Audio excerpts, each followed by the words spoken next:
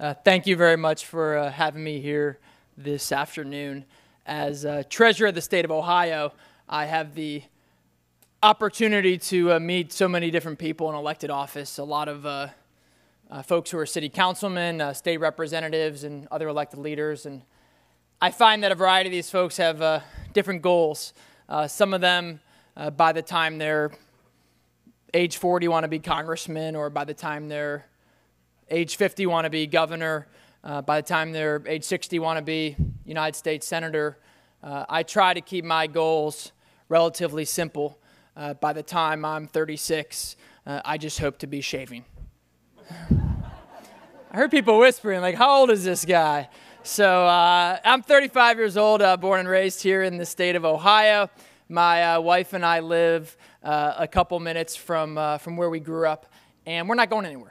We're going to spend the rest of our life here in the state of Ohio, and we have a vested interest in turning our community and our state in a better direction. I wanted to tell you my personal family story and how I've been personally touched by folks with disabilities, and I wanted to thank you also for what you do every day as advocates. My cousin Allison has a mental disability, and growing up with Allison, I, in my life, probably have never met anyone who's inspired me more or who has more toughness or heart at the same time. And my cousins, her parents, brought her up in a loving, caring home, and now she lives on her own with one other lady with disability, and they have two folks who live there with them for assistance. And I've seen her progression from our being kids together growing up to now. She's a little older than I am, and I've seen her take responsibility for her life, and I've seen her in a work setting, and she's really inspired me. And when I think of who is an inspiration in my life, I oftentimes think of my cousin Allison. And when I was in the legislature for 4 years, making decisions based on making decisions that would impact folks with disabilities, I oftentimes thought of Allison and made decisions with her in mind. I also think of disabled veterans. There are so many disabled veterans of many different generations, but for me it's a little personal because, as mentioned, I spent time in the Marine Corps and did a couple tours in Iraq. And while I was very fortunate and grateful to come back with 2 legs and 2 arms and all my faculties about me, unfortunately that wasn't the case with everyone. And I know the gathering today is in part sponsored by Disabled Veterans for America, and I appreciate everything the organization does. Listen, there's a problem in Columbus and there's a problem in Washington with hyperpartisanship and partisan bickering. And I think one of the main problems we have both in this town and in Washington is that unfortunately too many people have come to care more about the D or the R next to their name than they do about doing the right thing. And you talk about the issue, you see partisanship, whether it's energy or education or healthcare or foreign policy, what have you. That being said, there are some issues that Senator Brown and I can't agree on. And I think one of the main areas where we do agree is that it's very important to do everything we can to ensure that men and women with disabilities, both mental disabilities and physical disabilities, are taken care of. And while he and I are having a pretty passionate debate about a variety of issues, I think this is an area that can really bring us together and that can bring together Democrats, Republicans, and independents to take care of folks with disabilities.